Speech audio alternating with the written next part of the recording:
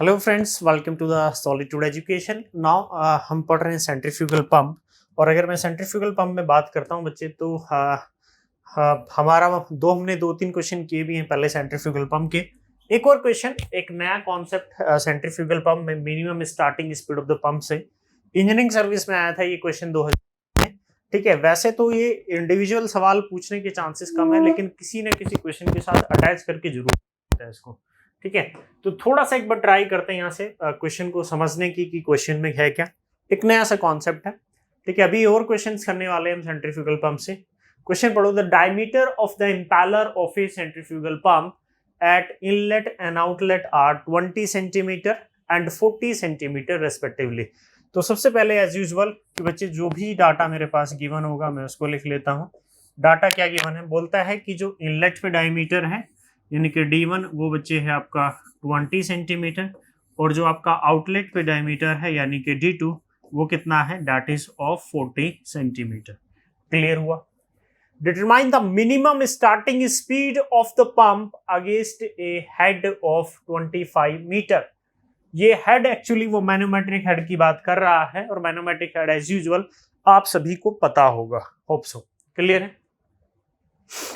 ठीक है बच्चे, देखो क्वेश्चन में क्या बोला, वो बोलता है कि मिनिमम स्टार्टिंग स्पीड कितनी हो, यानी कि एन की मिनिमम वैल्यू कितनी होनी चाहिए अगर मुझे 25 मीटर हाइट तक मैनोमेट्रिक हेड चाहिए।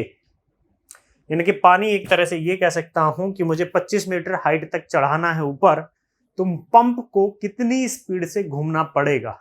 ठीक है, ये बताना है आपको। ठीक है, तो बड़ा आसान सा सवाल है, काफी इसमें कुछ रॉकेट साइंस इन्वॉल्व नहीं होता। तो सुनो इधर, तो भाई पंप था, पंप के मान लो कि मेरी बातों को ध्यान से सुनना।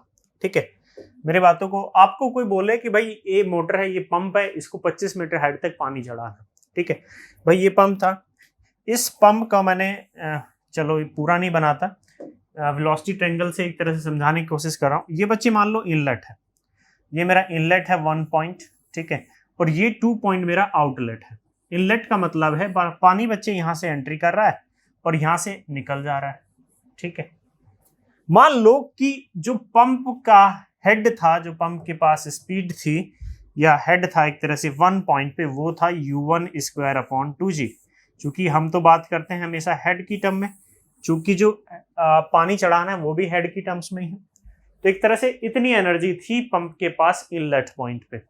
आउटलेट पे कितनी हुआ, आउटलेट पे हुआ u2 स्क्वायर अपॉन 2g। किसी को कोई दिक्कत? भाई इनलेट पे थी इतनी स्पीड, आउटलेट पे थी इतनी स्पीड, लेके गया, आया था u1 स्क्वायर अपॉन 2g, वापिस लेके चला गया u2 स्क्वायर अपॉन 2g। तो जो बाकी की बची, जो बच्चे बचा, जो बाकी का बचता है वो कहाँ गया? वो उस एनर्जी को पंप ने कहीं ना कहीं, सेंट्रीफ्यूगल फोर्स मिला होगा, पंप को एनर्जी मिली होगी। किस लिए? जो उस पानी को उसको चढ़ाना था 25 मीटर हाइट के लिए। भाई पंप की स्टार्टिंग में, ठीक है, स्पीड थी, यानी कि एक तरह से कह सकता हूं कि मैं एनर्जी जो अवेलेबल थी वो u1 स्क्वायर अपॉन 2g थी, और बाहर लेके गया u2 स्क्वायर अपॉन 2g। तो इन दोनों के बीच का जो भी डिफरेंस हुआ, इन दोनों के बीच का जो भी डिफरेंस हुआ, यानी कि u2 square upon 2g minus u1 square upon 2g, वही तो नेट एनर्जी मिली किसको? पंप को। और इसी एनर्जी का फायदा उठाया पंप ने, और पानी को कहां चढ़ा दिया? मैनोमेट्रिक हाइट तक, यानी कि 25 मीटर तक। तो यानी कि ये एनर्जी बच्चे, नाउ दिस एनर्जी, ये जो मेरी एनर्जी है, ये जो मेरी एनर्जी है, ये कितनी होनी चाहिए? Now that should be greater than और इक्वल टू मैनोमेट्रिक हेड, जिस हाइट तक मेरे को पानी को लेके जाना है। ठीक है, ये एनर्जी कम से कम या तो इससे बड़ी होनी चाहिए या इससे एटलीस्ट उसके इक्वल तो होनी चाहिए। क्लियर हो? और इसको मैं थोड़ा सा और इसको एक्सप्रेशन को करते हैं इसको।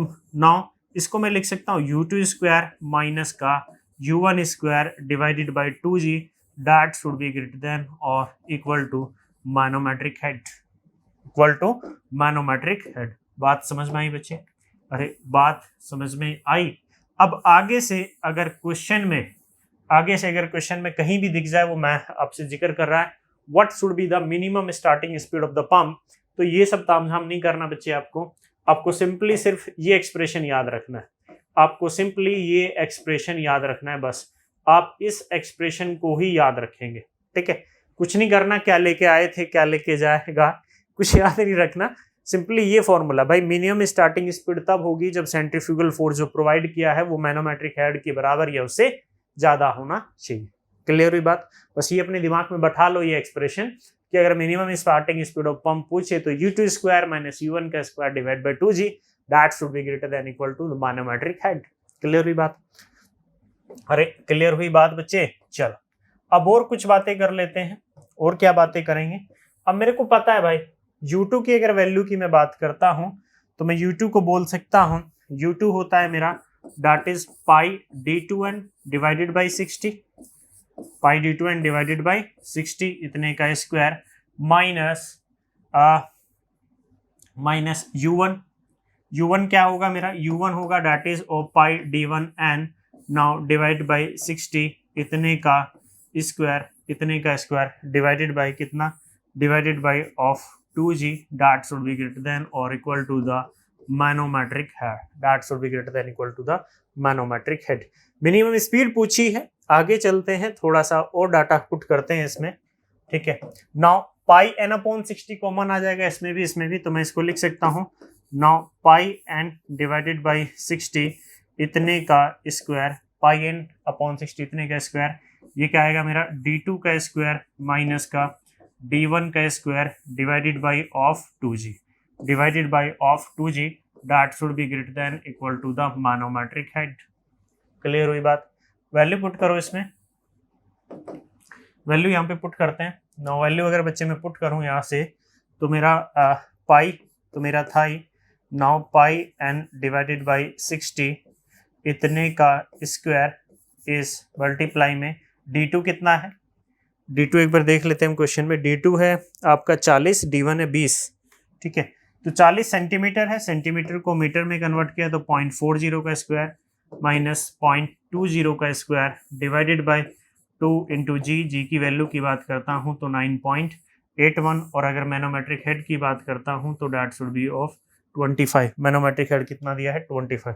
यहाँ से देख सकते हो ना 0.40 स्क्वायर माइनस 0.20 का स्क्वायर डिवाइडेड बाय 2 मल्टीप्लाई में 9.81। नाउ 25, इसको कैलकुलेशन कर लो इसकी बच्चे। 9 मल्टीप्लाई 60 डिवाइडेड बाई पाई, ये आ रहा है मेरा n की वैल्यू। यहाँ से अगर आप n कैलकुलेट करते हो तो जो बच्चे n की वैल्यू आ रही है 1221.04, n should be greater than equal to कितना? 1221.04, यानी कि मेरी मिनिमम स्पीड कितनी होनी चाहिए? मिनिमम स्पीड मेरी इतने आरपीएम से ज़्यादा ही होनी चाहिए। उसने मिनिमम पूछी है तो मैं यहाँ से n मिनिमम लूँ तो मैं एक राउंड ऑफ वैल्यू कर लेता हूँ दैट इज ऑफ 1222, यानी कि भाई इतनी वैल्यू तो मेरी होनी चाहिए थी पंप की। Minimum starting speed of the pump कितनी? 1222 तो होनी ही चाहिए थी। क्लियर है? इतने आरपीएम। क्लियर हुआ? इतने आरपीएम कितने? 1222 आरपीएम, ये मिनिमम स्टार्टिंग स्पीड होनी चाहिए थी। क्लियर हुई बात? अरे क्लियर हुई सभी को बातें? चलो एक बार आंसर चेक कर लेते हैं। ठीक है, आंसर भी यही आ रहा है 1222 आरपीएम। क्लियर हो? तो बच्चे ये इस तरह के क्वेश्चन भी आपसे पूछ सकता है कि भाई आप ये बता दो कि पंप की मिनिमम स्टार्टिंग स्पीड कितनी होगी।